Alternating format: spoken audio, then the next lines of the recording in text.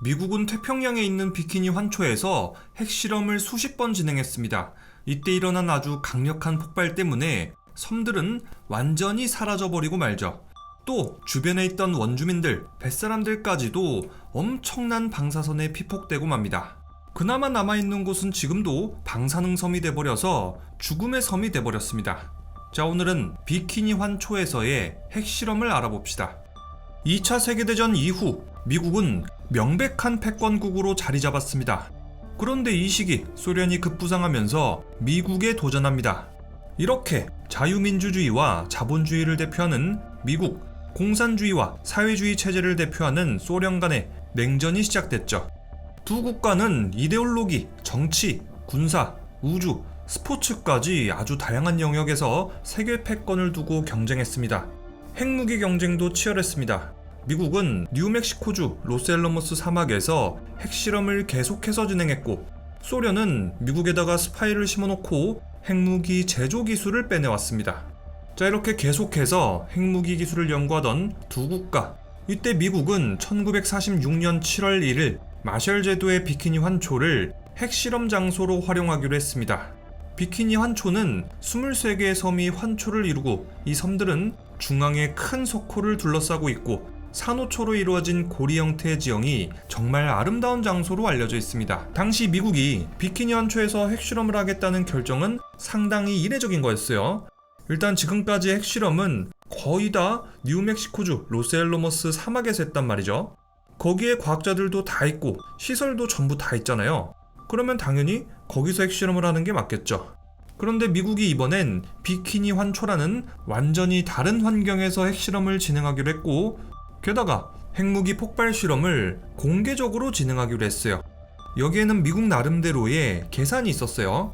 대규모 핵실험을 하려면 먼저 주변이 사람이나 자연환경이 최대한 없어야 되잖아요. 또 미국은 핵무기 수중 폭발 실험도 진행하기를 원했고, 또 핵무기가 바다에서 터졌을 때 함대가 어느 정도로 피해를 받는지도 계산하고 싶었어요. 이렇게 미국은 비키니 환초가 핵무기 실험의 가장 이상적인 장소로 생각했고, 그렇게 비키니 환초가 선택된 거예요. 결과적으로 비키니 환초에서의 핵실험은 미국의 군사적, 과학적 연구 성과를 아주 많이 가져다 줬습니다. 그러나 환상적인 풍경을 자랑하던 이 섬은 핵실험 이후 죽음의 장소로 바뀌게 됩니다. 미국은 먼저 핵실험을 진행하기 전에 비키니 환초나 그 주변에 있던 원주민들을 모두 근처에 있는 롱겔라프 환초로 강제 이주시켰습니다. 이때 미국은 원주민들에게 이렇게 말했죠. 자, 실험 다 끝나면 다시 고향으로 돌아와서 살게 해드릴 테니 걱정 붙들어 매십시오. 여러분들은 아주 잠깐 다른 곳에 이사해서 잘 살고 계시면 됩니다. 이렇게 미국은 원주민들을 이주시킨 다음에 1946년부터 1958년까지 비키니 환초에서 23번이나 핵실험을 진행했습니다. 또 애니웨톡에서는 44번이나 핵실험을 진행했죠. 이 사실을 알게 된 소련도 가만히 있지 않았습니다. 야, 저것들 봐라. 공개적으로 핵실험을 한다고. 우리 소련도 빠르게 핵실험 진행시켜.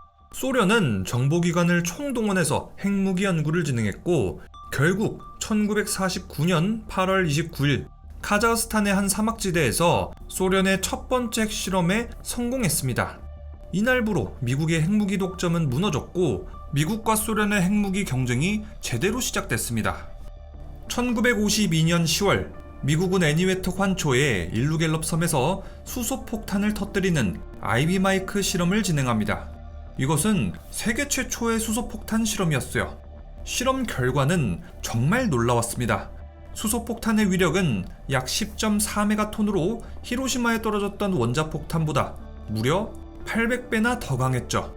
하지만 당시 아이비마이크의 폭발력이 워낙 강해가지고 일루겔럽 섬은 완전히 증발해버렸습니다. 남은 것은 깊이 약 50m, 직경 약 1.9km의 거대한 구덩이뿐이었죠. 미국의 아이비마이크 실험은 인류 역사상 최초로 핵실험 때문에 섬 하나가 완전히 사라져버린 사례로 기록됐습니다. 뿐만 아니라 아이비마이크가 폭발할 때 수백만 도에 이르는 엄청난 고열이 나왔는데, 이게 주변의 다른 섬에 있는 나무나 식물들도 다 태워버리고, 심지어 온도가 워낙 높다 보니까 섬의 모래, 암석까지 녹여버렸습니다. 방사능 낙진도 심각했다고 해요. 엄청난 방사성 물질들이 주변 섬들로 다 퍼져버려서 생태계는 완전히 박살이 났고 더 이상 이 섬에서 인간이 살 수 없을 정도로 방사능 낙진도 심했다고 하죠. 언젠가는 다시 고향으로 돌아갈 수 있을 거라고 믿었던 일루갤럽 섬의 원주민들. 이들은 섬 자체가 증발해버렸기 때문에 다시는 고향으로 돌아갈 수 없게 됐습니다.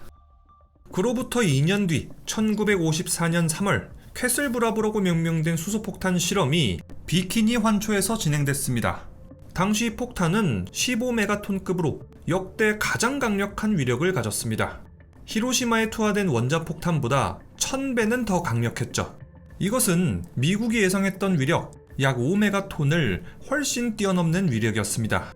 수소폭탄의 위력이 예상보다 훨씬 더 컸던 이유는 뭘까?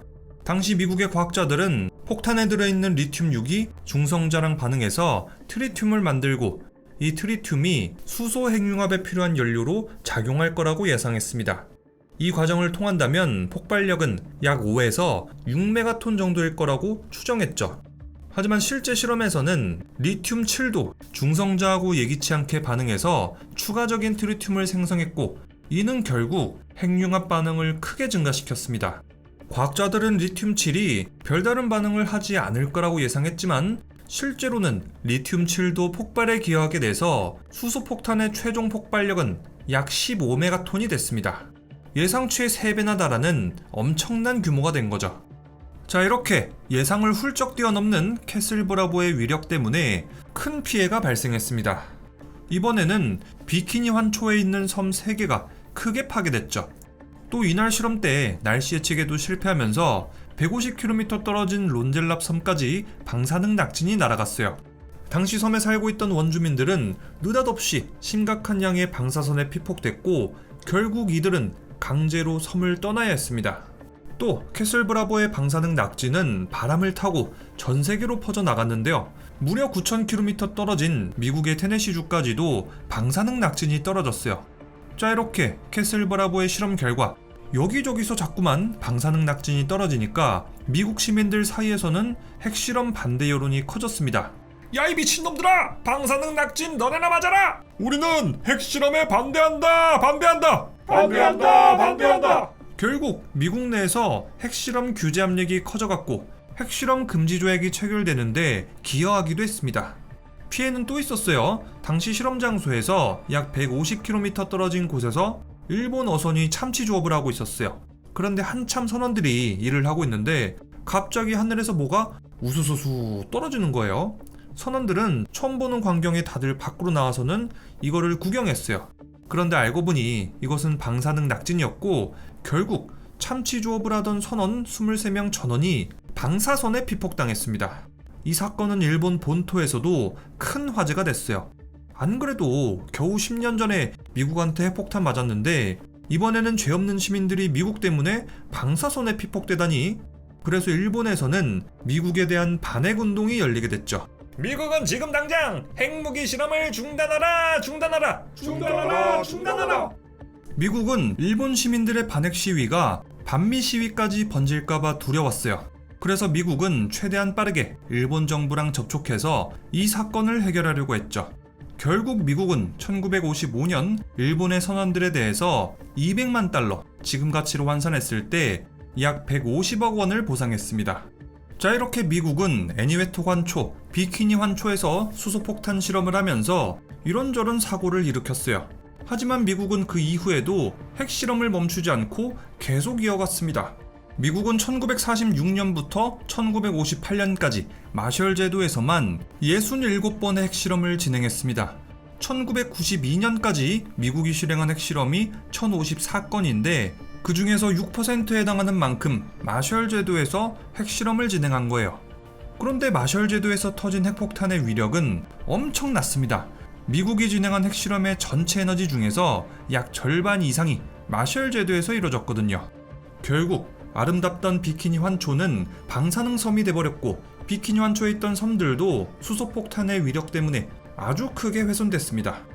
1946년 비키니 환초에서 쫓겨나서 롱겔라프 섬에서 난민 생활을 하던 원주민들은 약 28년 만인 1974년이 돼서야 비키니 환초로 돌아와도 좋다는 허가를 받고 고향으로 돌아올 수 있었습니다. 아주 오랜 시간이 지나고 나서야 미국은 약속을 지키긴 한 거예요. 그런데 미국은 원주민들한테 다시 고향으로 돌아오게 해주겠다고 약속했지 섬을 깨끗하게 유지해서 그대로 돌려주겠다는 약속은 한 적이 없었어요. 그래서 원주민들이 고향으로 다시 돌아갔을 때 비키니 환초는 이미 방사능 환초가 돼 있었고 수많은 자연환경은 수소폭탄 때문에 개박살이 난 상태였습니다. 그래도 원주민들은 방사능 피해가 두렵긴 하지만 고향에 대한 그리움이 더 컸던 나머지 끝내 고향으로 돌아왔죠. 하지만 고향 땅의 방사능은 너무 위험할 정도로 농축돼 있었고 귀환한 주민들의 신체에서는 세슘이 위험할 정도로 증가한 바람에 결국 비키니 원주민들은 다시 섬을 떠나야만 했습니다. 원주민들은 아직도 방사능 오염 때문에 세대를 넘어선 유전병이 이어지고 있다고요. 미국은 오랜 시간이 지나고 나서 피해자들에 대한 보상과 마셜제도 복구를 시작했습니다. 미 정부는 1억 5천만 달러의 위탁기금을 적립했고 1990년 1월 핵 손해배상 재판소는 마셜제도 주민들에 대한 추가 보상으로 1억 2천만 달러의 지급을 명령했습니다. 미국은 약 15년 정도의 기간을 들여서 비키니 섬을 정화했는데요. 이때 들어간 비용은 무려 2억 달러 가량으로 알려져 있습니다. 약 50년 만에 마침내 미국은 1998년 비키니 환초를 공개했는데 일단 자연환경 자체는 많이 복원됐다고 해요. 또 비키니 환초는 현재 냉전 그리고 핵군비 경쟁의 상징이 돼서 2010년 유네스코 세계유산에 등재됐습니다. 와, 그런데 마셜제도 사람들 진짜 겁나 불쌍하죠? 독일의 지배가 끝나고 나니까 일본의 지배가 들어오고 또 갑자기 미국이 쳐들어오더니 원주민들 다 쫓아내고 핵실험 장소로 사용하고 고향으로 돌아갔더니 고향 땅은 죄다 방사능에 오염돼서 원주민들은 암에 걸리고 자연환경도 개박살이 났고 진짜 원주민들의 힘이 없으니까 이렇게 당할 수밖에 없는 것 같아요. 현재 비키니 환초는 어떤 상태일까요? 정말 아쉽지만 비키니 환초는 아직까지도 사람이 살 수 있는 조건이 아니라고 해요. 지난 2015년 콜롬비아 대학 연구팀이 마셜 제도의 방사선 수치를 조사했는데요. 애니웨토 환초의 감마선 수치는 7.6mg, 롱겔라프는 19.8mg으로 나왔어요. 이거는 안전기준보다 낮게 나온 거라서 사람이 살 수 있는 정도는 된다고 해요. 하지만 비키니 환초는 184mg으로 여전히 기준치 이상의 방사선 양이라서 아직 사람들이 살기에는 위험한 걸로 확인된다고 하죠. 그런데 조사 지역 중에서는 체르노빌이나 후쿠시마보다 최소 10배에서 최대 1000배 수준의 방사능이 나온 곳도 있었다고 해요. 그래서 아마 앞으로도 이곳 마셜 제도는 사람이 살 곳은 절대 못 될 것 같아요. 또 마셜 제도에서 자라는 과일이나 식물들은 아직까지도 방사능에 오염돼 있다고 합니다. 그 말은 마셜 제도에 있는 토양이 아직도 높은 방사능에 오염돼 있다는 뜻이에요. 비키니 환초 핵실험은 전 세계적으로 아주 큰 영향을 줬습니다. 먼저 비키니 수영복도 비키니 환초 핵실험에서 이름을 따왔습니다.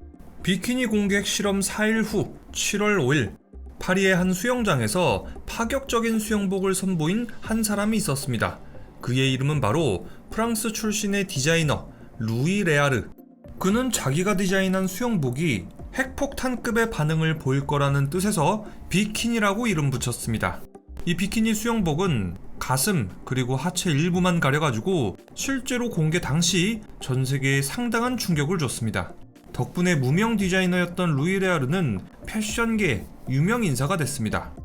또 스폰지밥이 살고 있는 비키니 시티 있죠? 이 비키니 시티라는 이름은 비키니 환초에서 유래했어요. 그래서 스폰지밥에는 가끔씩 뜬금없는 핵폭발이나 버섯구름 연출이 등장하곤 해요.